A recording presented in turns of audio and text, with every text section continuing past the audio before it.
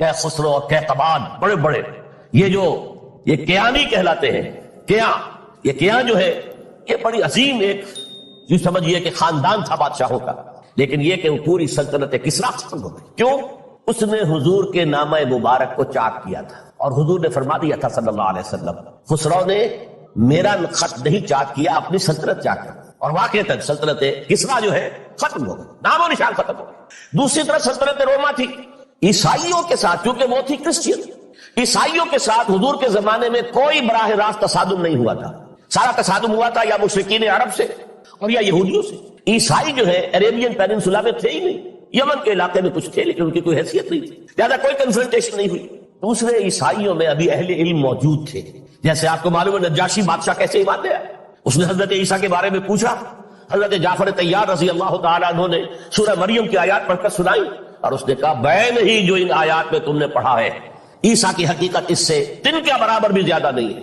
اسی طرح ہرقل نے جب اس کو حضور کا نامہ مبارک پہنچا، اس نے جو بھی پیغامبر آئے تھے ایلچی ان کا اکرام کیا، احترام کیا.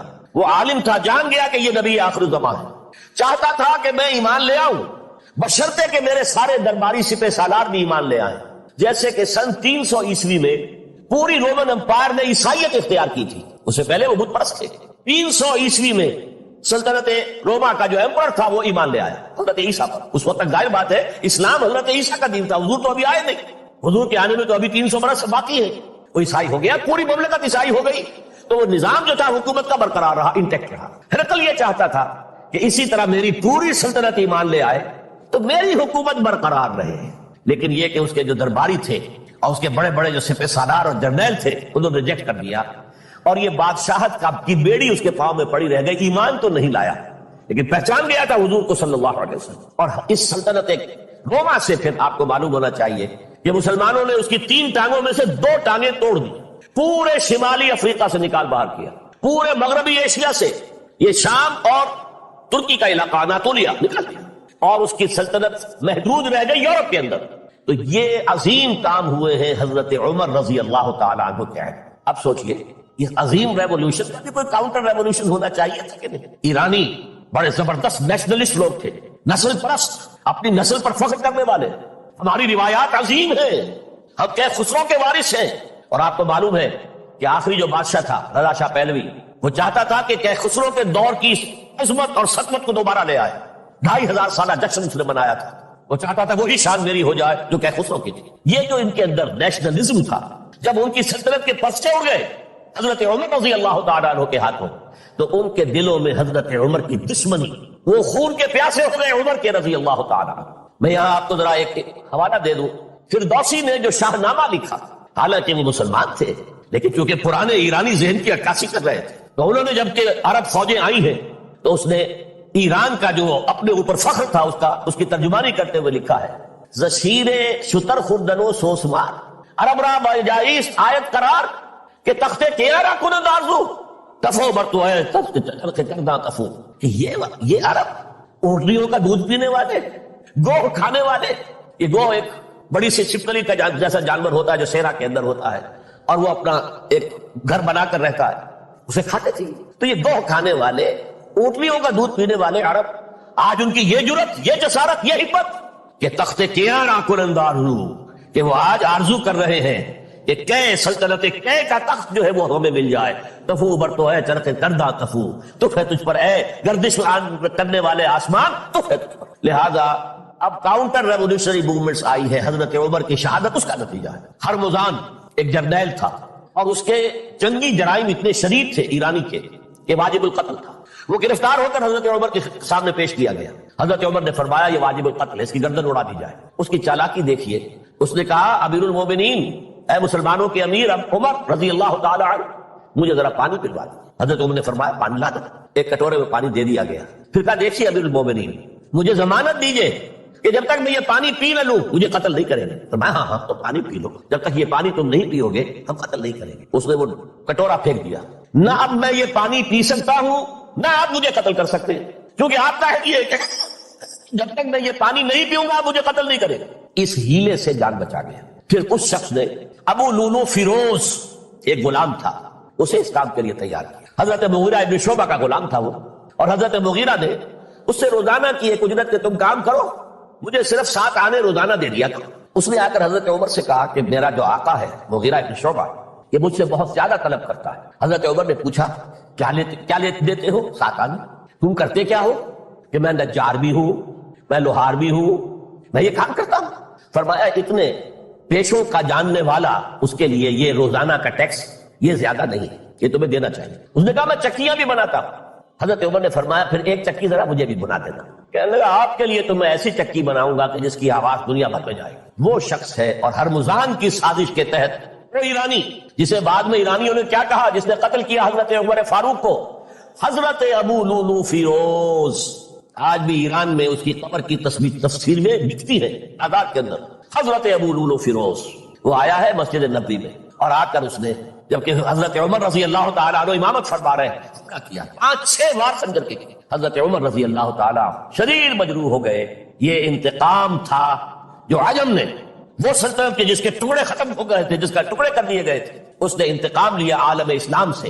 سمجھا انہوں نے یہ تھا کہ شاید یہ پوری عمارت کسی ایک ستون پر کھڑی ہے، حضرت عمر ہی کے ستون پر کھڑی ہے، اس ستون کو گرا دو گے پوری عمارت گر جائے گی۔ لیکن ثابت ہوا نہیں، یہ محمد کی بنائی ہوئی عمارت ہے صلی اللہ علیہ وسلم۔ یہ بہت قوی ہے، اس کی بنیادیں بہت مضبوط ہیں، کوئی ذرا سی تریڑ بھی نہیں آئی، ذرا سی تریڑ بھی نہیں آئی۔ حضرت عمر فاروق کی شہادت کے بعد حضرت عثمان رضی اللہ تعالیٰ عنہ کا دور خلافت شروع ہوا، اور جو کا تو جو قافلہ چل رہا تھا آگے چلتا چلا گیا۔ حضرت عثمان رضی اللہ تعالیٰ عنہ کے بارے میں بہت قیل و قال ہے، ان پر تنقیدیں بھی کی، اپنوں نے بھی کی ہیں، دشمنوں نے بھی کی، لیکن بات جان لیجئے یہ تاثر غلط ہے کہ ان کے پورے دور خلافت کے اندر فتنہ رہا یا ہنگامہ رہا، قتل غلط۔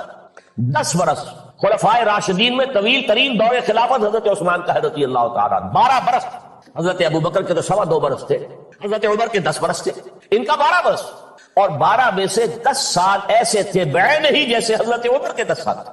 امن و امان ہے، سکون ہے، چین ہے، اور قافلہ اسلام بڑھ رہا ہے، فتوحات کا دائرہ بڑھتا چلا جا رہا ہے، فتوحات سیلاب کے مانند آگے بڑھ رہی ہے۔ تھمتا نہ تھا کسی سے سیل رواں ہمارا یہ سیل رواں کوئی روکنے والی کوئی طاقت دنیا میں رہی نہیں تھی۔ کسرا ختم، سلطنت ایران ختم، اور دوسری سپر پاور سلطنت روما، اس کی 3 میں سے 2 ٹانگیں توڑ دی گئی، 1 رہ گئی۔ اب کون تھا؟ خارج میں کوئی طاقت نہیں تھی جو اسلام کے اس سیلاب کو اور پوری نوع انسانی پر اتمام حجت اور اللہ کے دین کو پہنچانے کے راستے میں رکاوٹ بن سکے۔ اب ایک فتنہ اٹھا، دیکھیے حضور کی کنفرنٹریشن 3 مذاہب سے ہوئی تھی۔ ایک مذہب مشرکین کا، شرک کا قلع کما کر دیا گیا جزیرہ نما عرب سے، ختم ہو گیا۔ انہوں نے کاؤنٹر ریولوشنری موومنٹس اٹھائیں، حضرت ابوبکر کے زمانے میں ان کو کریش کر دیا حضرت ابوبکر صدیق رضی اللہ تعالیٰ عنہ، چاہے ہزاروں صحابہ شہید ہوئے۔ اس کے بعد دوسری طاقت کون تھی؟ مذہبی یہودی۔ یہود کے 3 قبیلے مدینے میں آباد تھے، بنو قینقاع، بنو قریظہ، بنو نذیر۔ 2 کو مدینے سے نکال دیا گیا ان کی بدعہدی کی وجہ سے، حالانکہ حضور نے مدینہ تشریف لاتے ہی ان سے معاہدے کر دیے تھے۔ ان کا میثاق مدینہ یہ در حقیقت ایک پیکٹ تھا، جوائنٹ ڈیفنس آف مدینہ تھا۔ مدینے پر اگر کوئی حملہ کرے گا، اور ظاہر بات ہے یہ ایک امکان تھا کہ مکے والے آ کر حملہ کریں، مشرکین مکہ، لیکن مدینے کا ہم تحفظ کریں گے مل کر مسلمان اور یہود۔ لیکن انہوں نے ہر موقع پر وعدہ خلافی، پہلے بنو قینقاع نکالے گئے، پھر بنو نذیر نکالے گئے، غزوہ احزاب کے موقع پر بدترین جو ہے بدعہدی بنو قریظہ نے کی، اور ان کو بڑی سخت سزا دی گئی، کیونکہ انہوں نے خود کہا تھا کہ ہمارا فیصلہ سعد ابن معاذ رضی اللہ تعالی عنہ جو فیصلہ کر دیں گے وہ ہمارے حلیف ہے، جو فیصلہ کر دیں گے ہمیں قبول ہوگا۔ اور حضرت سعد نے تورات کے حکم کے مطابق فیصلہ کیا کہ ان کے جتنے جوان ہیں وہ قتل کر دیے جائیں۔ بڑی سخت سزا تھی کہ جو دی گئی ہے، اس میں کوئی شک نہیں۔ پھر ان کا اڈا تھا بہت بڑا خیبر میں، وہ نکال دیا گیا، وہاں سے انہیں نکالا گیا، اس کے اوپر مسلمانوں نے قبضہ کیا۔ جیسا کہ میں نے عرض کیا عیسائیوں سے کوئی کنفرنٹیشن نہیں ہوئی تھی، لیکن ان 2 کے ساتھ ایک مشرکین عرب کا خاتمہ ہوا اور ایک جزیرہ نما عرب سے یہودیوں کا خاتمہ ہوا۔ لہذا ان کے اندر جلن تھی، انتقام کی آگ تھی۔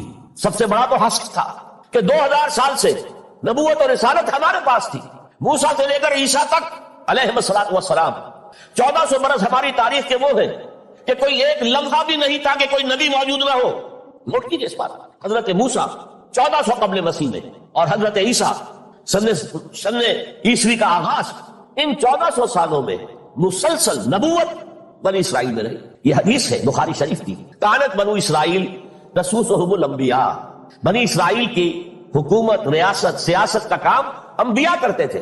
اذا ہلک نبی خلفہ نبی، جب بھی نبی کا انتقال ہوتا تھا ان کا خلیفہ دوسرا نبی ہوتا تھا۔ یہ چین ٹوٹی نہیں، 1400 برس آپ کو معلوم ہے حضرت داؤد بادشاہ بھی ہے، خلیفہ بھی ہے، نبی بھی ہے، ان کے بیٹے حضرت سلیمان بادشاہ بھی ہے، نبی بھی ہے، خلیفہ بھی ہے۔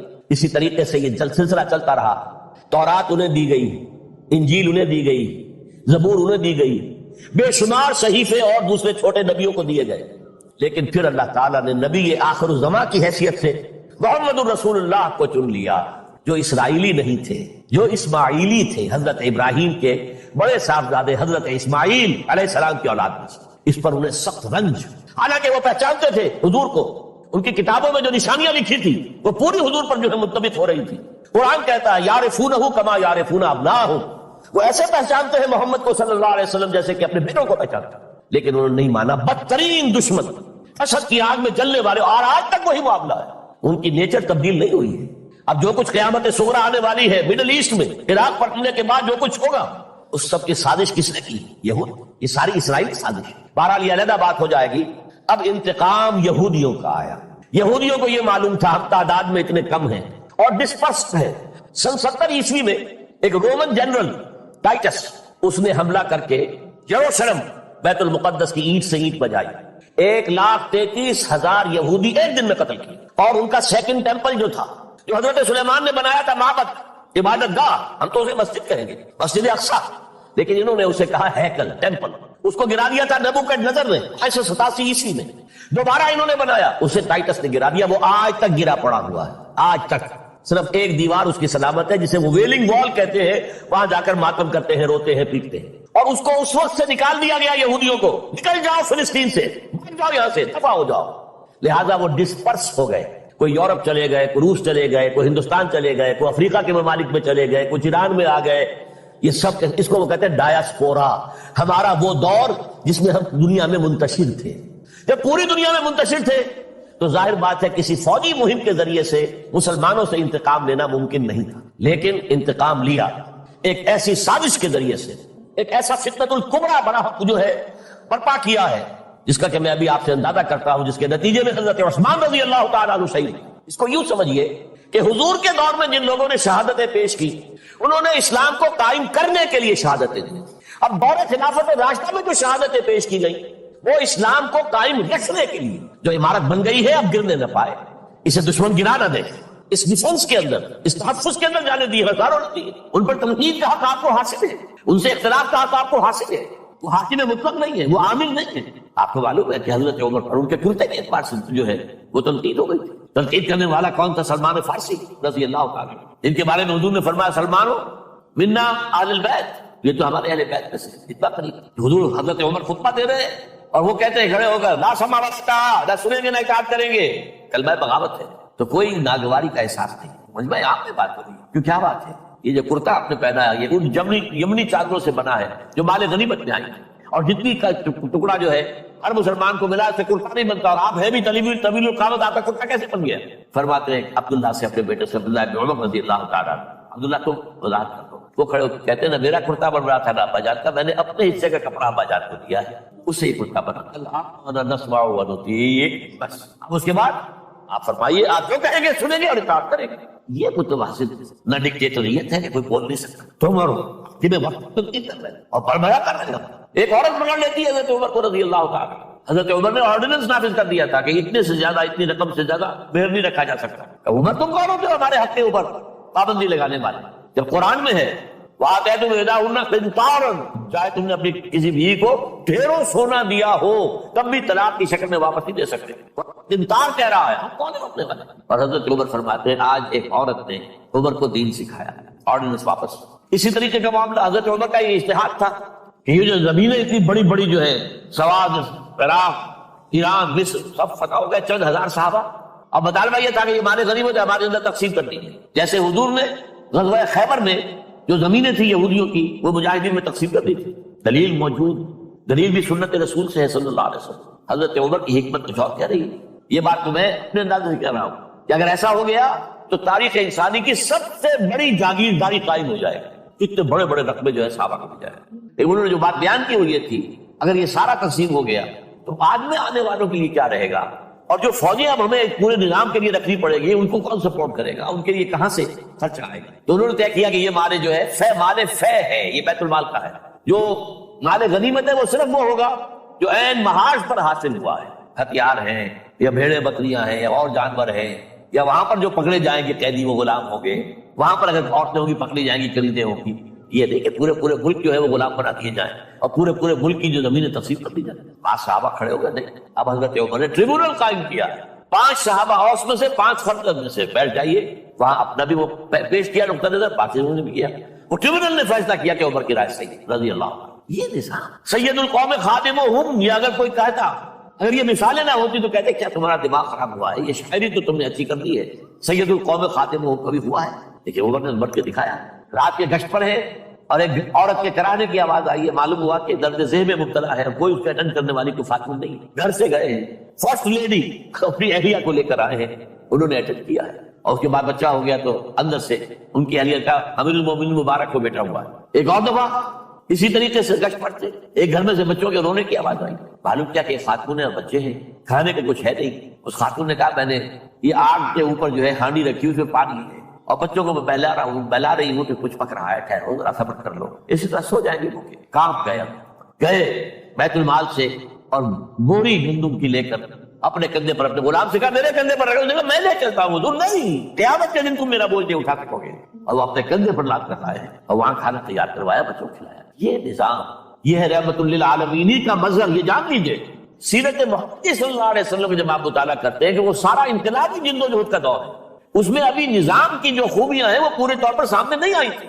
ابو بکر صدیق رضی اللہ تعالیٰ عنہ کا دور خلافت جو ہے وہ بھی کاؤنٹر ریولوشنری موومنٹس کو ختم کرنے میں صرف ہو گیا ہے، جسے انگریزی میں کہتے ہیں للی ان بلوم. نظام اسلام کا نظام عدل اجتماعی جو ہے ایک کھلے ہوئے پھول کی طرح نظر آئے گا حضرت عمر رضی اللہ تعالیٰ عنہ کے دور خلافت. یا رسول اللہ اخبرنی بعمل یدخلنی الجنۃ ویباعدنی عن النار. اب میں نے عرض کیا اے اللہ کے رسول مجھے بتائیے وہ عمل جو مجھے جنت میں داخل کر دے اور مجھے جہنم سے، آگ سے دور. قال لقد سألت عن عظیم. آپ نے فرمایا تم نے بہت بڑی بات، یہ گویا تحسین کا کلمہ، شاباش. تم نے وہی بات پوچھی جو حقیقت پوچھتی. اس طویل حدیث میں الفاظ ہے بخن.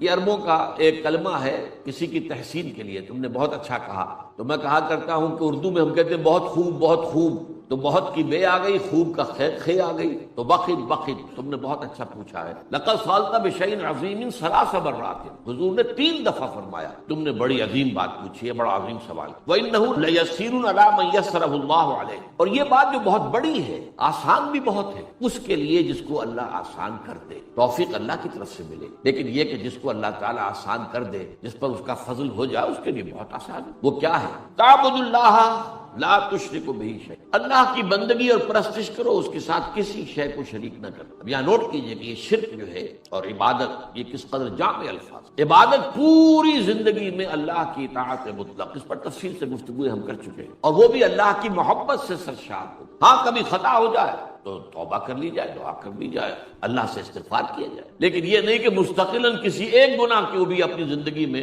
شامل کر لیا جائے مستقل طور. جیسے ہمارے ہاں ہو رہا ہے، حج بھی ہو رہے ہیں، نمازیں بھی ہیں، عمرے بھی ہیں، سودی کاروبار بھی ہے. اب یہ سودی کاروبار جو ہے یہ تو باقی ہر شے کی نفی کر دے گا. تو تعبد اللہ لا تشرکوا بہ. اور شرک فی الذات بھی ہے، شرک فی الصفات بھی ہے، شرک فی الحقوق بھی ہے. یا ہم سمجھتے ہیں شرک شاید صرف یہی ہے کہ بتوں کو سجدہ کیا جائے، یا بعض جو بھی ہیں زیادہ جو حساس ہیں وہ اللہ کی صفات میں کسی کو شریک کر دینے کو بھی، اللہ کی ذات میں شریک کر دینے کو بھی شرک سمجھتے ہیں. لیکن اللہ کے حقوق میں شریک کر دینا، شرک عملی کیا ہے اور توحید عملی کیا ہے، اس سے عام طور پر لوگ ناواقف. تو فرمایا تم اللہ کی پرستش اور بندگی کرو، اس کے ساتھ کسی شے کو شریک نہ کرتے. نفی بھی ساتھ آ گئی، لا الہ الا اللہ، نفی بھی ہو گئی، کوئی الہ نہ ہو تمہارا سوائے اللہ کے. اور تم پرستش ہی نہیں کرو صرف، بلکہ بندگی کرو، اطاعت کرو، کل اطاعت، اس کی محبت سے سرشار ہو کر. وَتُقِيمُ الصَّلَاةَ وَتُؤْتُوا الزَّكَاةَ. اور یہ کہ تم نماز قائم رکھو اور زکوٰۃ ادا کرو. وَتَصُومُ رَمَضَانَ. اور رمضان مبارک کے روزے رکھو.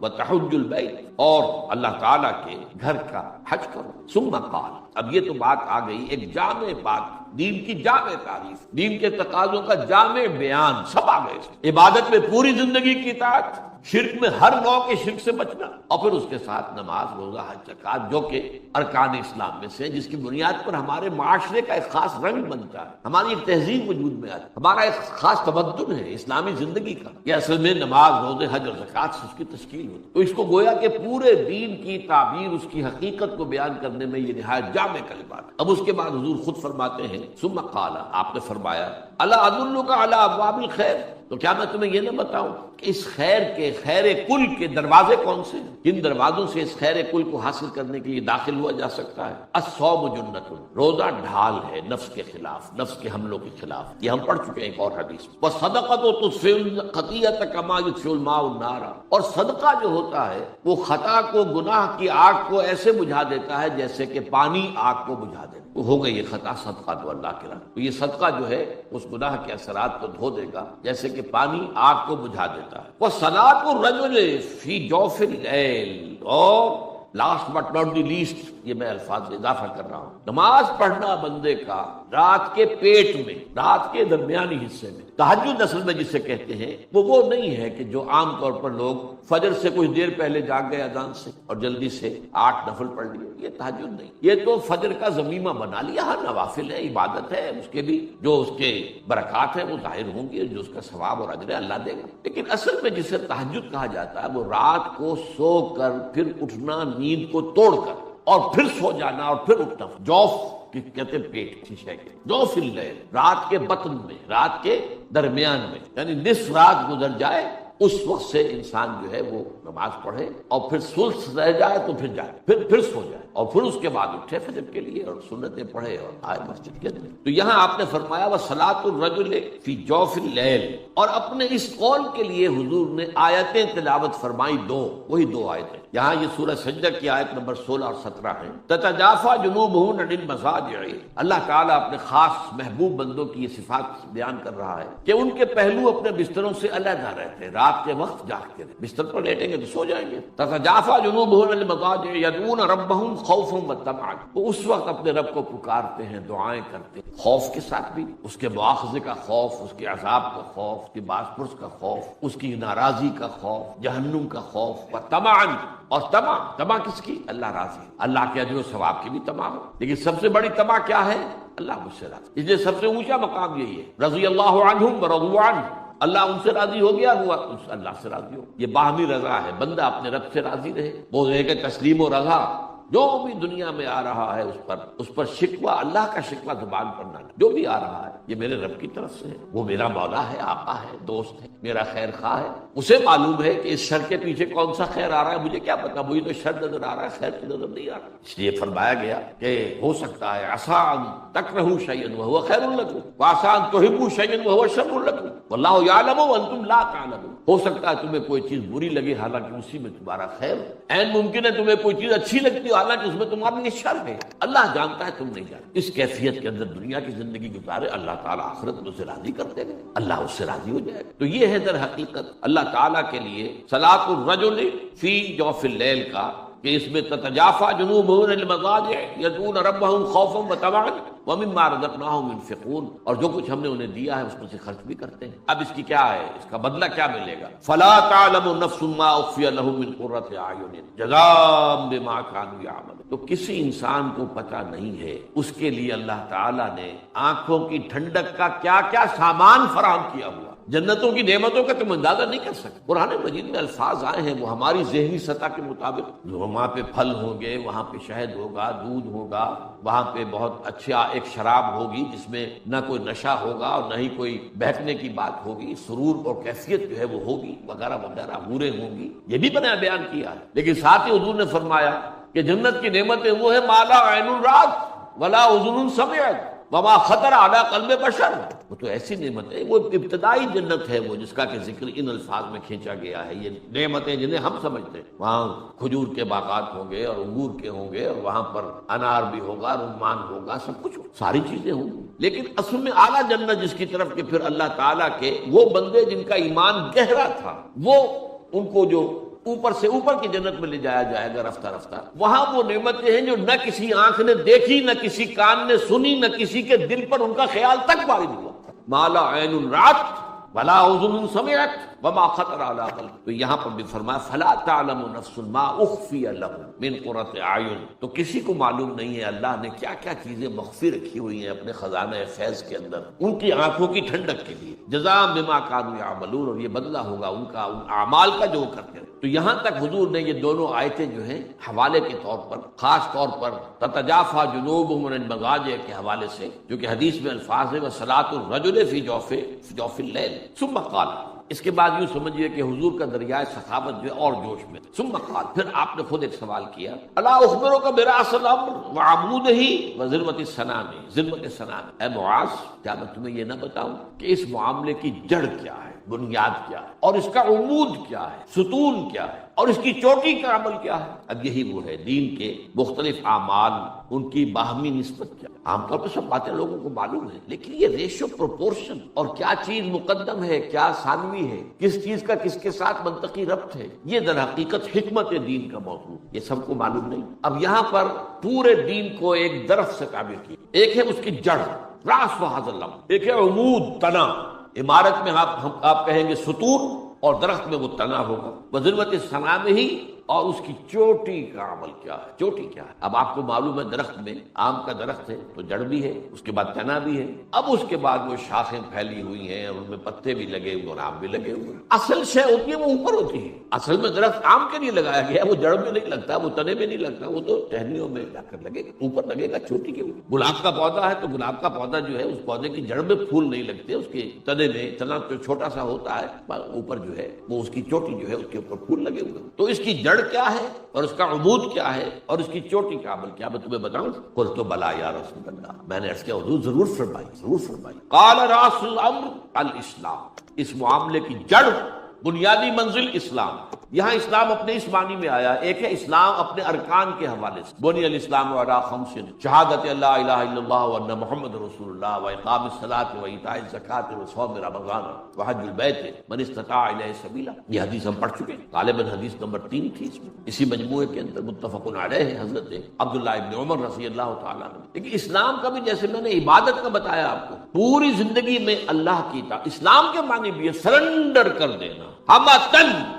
اسلام کے معنی بھی ہتھیار پھینک دینا. اس لفظ کے اندر اصل میں نقشہ یہ ہے کہ دو آدمی لڑ رہے ہیں، ایک جو ہے وہ پھینک دیتا اپنے ہتھیار، وہ یا کہ سرنڈر کر دیا. یہ سرنڈر ہے. اسلام سرنڈر ہے اللہ کے سامنے. الاسلام یہ ہے در حقیقت جڑ. وعمودہ الصلاۃ. اور عمود جو ہے اس کا تنا نماز. ویسے بھی آیا ہے الصلاۃ عماد الدین، نماز جو ہے وہ دین کا ستون ہے. وہ عماد اور عمود لفظ تو ایک ہی. وعمودہ الصلاۃ. اس کا عمود جو ہے، اس کا تنا جو ہے، اس کا ستون جو ہے، وہی میں عرض کر رہا تھا کہ عمارت کا کیا تصور کریں گے. عمارت میں بھی ایک بنیاد ہوتی ہے، پھر ستون ہے، ستون پر چھت ہوتی ہے. تو اسی طریقے سے درخت ہے، اس کی جڑ ہے، اس کا تنا ہے، اور پھر اوپر جو ہے برگوبار، جسے ہم کہتے ہیں برگوبار ہے. تو فرمایا کہ اس کا عمود جو ہے، تنا یا جو اس کا ستون ہے وہ نماز. وذروۃ السنامہ الجہاد. اور اس کے چوٹی کا عمل الجہاد. اب یہ ہے اصل میں سمجھنے کی بات. ہمارا ذہن سارا کا سارا وہ ارکان اسلام کے اوپر جمع ہوا. جو وہ بہت دیندار ہیں وہ بھی 12 ان 5 کا تو کر لیں گے معاملہ، لیکن اس سے آگے نہیں جاتے. اس لیے میں نے آیت آپ کو سنائی تھی. حقیقی مومن صرف وہ ہیں جو ایمان لائے اللہ پر، اس کے رسول پر، پھر شک میں ہرگز نہ پڑے. یقین والا ایمان. ثم لم یرتابوا. ریب نہ ہو بالکل، یقین میں. وجاہدوا باموالہم وانفسہم فی اللہ. اور جہاد کیا انہوں نے اپنی جانوں اور مالوں کے ساتھ اللہ کی راہ. اولئک هم الصادقون. صرف یہی لوگ سچے ہیں. یعنی اگر یہ دعویٰ کریں کہ ہم مومن ہیں تو ان کو یہ حق پہنچتا ہے. لیکن اگر یہ جہاد ہے ہی نہیں، دل میں یقین ہے ہی نہیں، بہرحال ایک عقیدہ ہے، والدین سے سن لیا، یا جب اسلام کو اللہ نے فتح دے دی تو فوج در فوج لوگ جو ہیں وہ داخل ہو رہے ہیں. وہ داخل ہونا اصل میں اس بنیاد پر تھا کہ اب it's no use resisting any more. اب ہم مقابلہ نہیں کر سکتے. You have to surrender. Surrender کا لفظ میں نے استعمال کیا تھا. تو در حقیقت قرآن نے کیا کہا؟ یہ کہتے ہیں ہم ایمان لے آئے. ان سے کہہ دیے تم ایمان ہرگز نہیں لائے ہو. ہاں تم کو ہم نے سرنڈر کر دیا ہے. قالت الاعراب آمنا قل لم تؤمنوا ولكن قولوا اسلمنا. ہم نے سرنڈر کر دیا، ہماری مخالفت ختم. اگر تم نے یہ بھی کیا ہے خلوص دل کے ساتھ، اس میں دھوکہ نہ ہو کہ ٹھیک ہے ابھی تو سر جھکا دو، پھر دیکھیں گے ذرا حالات بدلیں گے تو پھر کھڑے ہوں گے، یہ پھر منافقت ہے. لیکن اگر اس قسم کی کوئی بات دل میں نہیں ہے تو اگر آپ ایمان لائے ہیں اشہد ان لا الہ الا اللہ واشہد ان محمد رسول اللہ، آپ مسلمان مان لیے گئے، بس ٹھیک ہے. اب آپ کی جان اور مال محفوظ ہے. تو اس اعتبار سے اسلام جو ہے وہ سرنڈر ہے. تو راس الامر الاسلام وعمودہ الصلاۃ وَذِرْوَةُ صَنَامِهِ الجہاد، یہ جہاد نہیں ہے تو پھر پھل نہیں ملا، پھل نہیں لگا اس درخت کو، اس درخت میں پھل جو ہے وہ تو جہاد فی سبیل اللہ کا۔ البتہ اس میں یہ ہے کہ سمجھنے کی بات ہے کہ جہاد کے معنی لوگوں نے صرف جنگ سمجھے، نہیں، جہاد کے لیے قتال، جنگ کے لیے قرآن کی اصطلاح ہے قتال فی سبیل اللہ۔ سورہ صف میں یہ دونوں الفاظ آئے، قالت، وہاں جو فرمایا گیا کہ یا اہل ایمان حد ادلکم علی تجارت تنجیکم من عذاب علیم، کیا میں تمہیں وہ کاروبار بتاؤں جو عذاب علیم سے چھٹکارا دلا دے؟ تؤمنون باللہ ورسولہ وتجاہدون فی سبیل اللہ باموالکم وانفسکم، یہاں جہاد کی اصطلاح آ گئی۔ ایمان پختہ رکھو اللہ پر، اس کے رسول پر، جہاد کرو اللہ کی راہ میں جانوں اور مال کے ساتھ۔ یہ ہے آیت نمبر 11 سورہ صف کی، اور آیت نمبر 4 میں کیا ہے؟ ان اللہ یحب الذین یقاتلون فی سبیلہ صفا کانہم بنیان مرصوص، اللہ کو محبت تو اپنے ان بندوں سے ہے جو اس کی راہ میں جنگ کرتے ہیں ایسی صفیں باندھ کر جیسے سیسا پلائی ہوئی دیوار ہو کہ دشمن اس کے اندر کوئی رکھنا پیدا نہ کرے۔ تو قتال فی سبیل اللہ بھی ہے، جہاد فی سبیل۔ مکے میں 12 برس جہاد فی سبیل اللہ ہو رہا تھا، قرآن کے ذریعے سے جہاد، دعوت و تبلیغ کا جہاد، تربیت و تزکیے کا جہاد، تنظیم کا جہاد، جہاد ہو رہا۔ مدینے میں آ کر وہ جہاد قتال کی، اس لیے اس اعتبار سے نوٹ کر لیجئے کہ جہاد جو ہے وہ صرف جنگ کا نام نہیں، جد و جہد، آپ اللہ کے دین کے غلبے کی جد و جہد کریں، ظاہر بات ہے اس کے لیے پہلے لوگوں تک اللہ کا دین پہنچانا ہوگا، پھر جو واقعتاً قبول کر لیں دل سے خلوص کے ساتھ انہیں جمع کرو، منظم کرو۔ ظاہر بات ہے قتال تو جب تک مناسب تعداد میں لوگ موجود نہ ہو، مناسب تیاری نہ ہو، اور وہ اس کے لیے ان کی ٹریننگ بھی پوری نہ ہو گئی ہو، اس وقت تک جنگ تو نہیں کی جا سکتی، خودکشی تو نہیں کرنی ہے نا، جنگ کرنی ہے، تو جنگ کے لیے تو تیاریاں ہیں۔ اس لیے جہاد کے لفظ کو نوٹ کیجئے یہاں کہ جہاد ہے کہ جو کہ چوٹی کا ہو سکتا ہے، کوئی لوگ جہاد کر رہے ہوں، اتنی تعداد میسر ہی نہ ہو کہ قتال کیا جا سکے، وہ اگلا قدم تو نہیں اٹھائیں گے، لیکن صرف جہاد ان کی نجات کے لیے کافی ہو جائے گا۔ ہاں اگر اللہ کی طرف سے اس معاشرے سے ریسپانس مل جائے اور معتدل تعداد کے اندر لوگ آ جائیں اور منظم بھی ہو جائیں، انہوں نے اپنے اوپر بھی اللہ کے دین کو نافذ کر لیا ہو، یہ نہیں کہ اپنے اوپر اپنے معاملے میں اپنے گھر میں تو دین ہے نہیں اور باہر دین نافذ کرتے پھریں، یہ نہیں، اپنی ذات پر اپنے گھر میں دین نافذ کیا اور پھر منظم ہو گئے ہوں کسی ایک امیر سے بیعت کر کے، بیعت سم و طاعت اور بیعت جہاد، اور وہ منظم اور سم و طاعت ان کے اندر خوگر ہو گئی اور ان کے دلوں سے ہر امنگ نکل گئی ہو سوائے اللہ کی رضا اور آخرت کی فلاح۔ یہ نہیں کہ حکومت کی طلب میں کر رہے ہو یا مال غنیمت کی طلب میں کر رہے ہو، نہیں، معاذ ثم معاذ۔ وہ تو پہلی جو حدیث تھی اس مجموعے کی، انما الاعمال بالنیات، اعمال کا دار و مدار نیتوں پر ہے، تو جس کسی نے ہجرت کی اللہ اس کے رسول کے لیے، اس کی ہجرت کو اللہ اس کے رسول کے ہاں شمار ہو جائے گی، لیکن جس نے ہجرت کی تھی دنیا کے حصول کے لیے یا کسی خاتون سے نکاح کرنے کے لیے، تو پھر ہجرت ہو الی ما ہاجر الیہ، تو اس کی ہجرت انہی چیزوں کی طرف ہے جس کے لیے ہجرت کی اللہ اور اس کے رسول کو کوئی سروکار نہیں۔ اسی طرح قتال اگر کیا ہے مال غنیمت کے لیے، دولت کے لیے، یا کسی قبیلے سے کوئی خاص پرانی دشمنی چلی آ رہی ہے اور اب اس قبیلے کے خلاف حضور بھیج رہے ہیں مہم، تو بڑی تیزی کے ساتھ آ کر شریک ہو گئے کہ اب بدلہ لینے کا موقع مل جائے گا، اگر ایسے جذبات ہیں تو یہ جہاد فی سبیل اللہ نہیں ہے، قتال فی سبیل اللہ نہیں، قتال فی سبیل نفس ہے، نفس کے لیے قتال کر رہے ہیں۔ تو وہ جبکہ انسان کے دل سے ہر امنگ، ہر آرزو نکل جائے سوائے اللہ کی رضا اور آخرت کی فلاح، اس کے لیے جو جد و جہد بھی وہ جہاد میں ہے۔ ثم قال، اب اس کے بعد حضور مزید جو ہے حکمت کا ایک کلمہ، یہ جو ہے اس طویل حدیث کے اندر یہ موجود نہیں ہے، یہ گویا کہ اس حدیث کا جو ہے اضافی جو اس کے اندر حکمت کا خزانہ ہے۔ الا اخبرک بملاک ذالک کلہ، اے معاذ میں تمہیں نہ بتاؤں ان تمام معاملات کی روح رواں کیا ہے، کیا چیز ہے کہ جو ان تمام اجزاء کو جوڑے گی اور اس کو صحیح روح پر اور صحیح جو ہے روح کے ساتھ آگے بڑھائی۔ بے ملاک، یہ اصل میں عرب کہتے ہیں القلب ملاک الجسد، دل جو ہے وہ پورے جسم کے لیے ملاک ہے، وہ روح رواں تو وہی ہے، دل دھڑکتا ہے تو زندگی ہے، دل بند ہو جائے تو زندگی ختم ہو۔ تو میں اس تمام معاملے کا جو روح رواں ہے وہ جو میں تمہیں نہ بتاؤں۔ اور اس کے بعد قلت، حضرت معاذ کہتے ہیں کہ میں نے یہ عرض کیا، بلا یا رسول اللہ، اللہ کے رسول ضرور ضرور ضرور فرمائیں۔ فاخذ بلسانہ، تو حضور نے اپنی زبان مبارک کو پکڑا اور فرمایا کف علیک ھذا، اس کو روک کر رکھ، اس زبان سے کوئی غلط کلمہ نہ، کوئی غیبت نہ، کوئی تہمت برآمد نہ، کوئی ظالمانہ کلمہ، کسی کی خام خواہ عزت کے اوپر حملہ نہ، روکو اس کو، تھام کے رکھو، زبان کو روک کر رکھو۔ یہ بات جو ہے قرآن مجید میں بھی سورہ احزاب میں جو آئی ہے، یا ایھا الذین آمنوا اتقوا اللہ وقولوا قولا سدیدا، اہل ایمان اللہ کا تقوی اختیار کرو اور بات وہی کہو زبان سے جو سیدھی ہو، درست ہو، صحیح ہو۔ اگر یہ دو کام ہو جائیں، دل میں تقوی اور زبان کا کنٹرول، تو فرمایا یصلح لکم اعمالکم ویغفر لکم ذنوبکم، اللہ تمہارے سارے اعمال درست کرے ایک اور حدیث میں الفاظ آئے ہیں مجھے دو اپنے اس اعضاء کی ضمانت دے دو کہ اس کا غلط استعمال نہیں، صرف دو اعضاء۔ فرمایا تم دو اعضاء کے مجھے گواہ ضمانت دے دو کہ کنٹرول میں رکھو گے، اس سے کوئی غلط حرکت نہیں ہوگی، جنت کی ضمانت مجھ سے لے لو۔ اور وہ کیا ہے؟ ایک وہ جو تمہارے دونوں گالوں کے درمیان ہے یعنی زبان، اور ایک وہ جو تمہاری دونوں رانوں کے درمیان ہے یعنی شرمگاہ، ان دو کا کنٹرول، ان سے ان کے ذریعے کوئی غلط کام نہ ہو تو جنت کی ضمانت مجھ سے لے لو۔ تو حضور نے فرمایا، آپ نے پکڑا اپنی زبان کو، کف علیک ھذا، اس کو روک کر رکھو۔ قلت یا نبی اللہ، اب دیکھیے سادگی دیکھیے، حضرت معاذ کیا کہہ رہے ہیں، اور یہ کون ہے جن کے بارے میں حضور نے فرمایا عالمہم بالحلال والحرام معاذ بن جبل، میرے صحابہ میں حلال اور حرام کا سب سے زیادہ جاننے والا، یعنی یوں کہیے کہ ہم کہیں گے فقہ کا سب سے بڑا ماہر، وہ ہے معاذ بن جبل، کیا حرام ہے کیا حلال ہے اس کو پوری طریقے سے تمیز کرنے والا۔ اور وہ کہتے ہیں اس بات پر حیران ہو کر، یا نبی اللہ، اے اللہ کے نبی، وَإِنَّا لَمُؤَاخَذُونَ بِمَا نَتَكَلَّمُ بِهِ، کیا ہمارا مواخذہ اس پر بھی ہوگا جو ہم کلام کرتے رہتے ہیں؟ اب ظاہر بات ہے کہ آدمی جب آتا ہے، بیٹھا ہے، دوستوں کے اندر گپ شپ ہو رہی ہے، اس وقت کون اپنی زبان کا جو ہے کنٹرول کرتا ہے؟ جو منہ میں آیا کہہ دیا، اس میں غیبتیں بھی ہو رہی ہیں، اس میں غلط باتیں بھی ہو رہی ہیں، اس میں جھوٹ بھی بولا جا رہا ہے،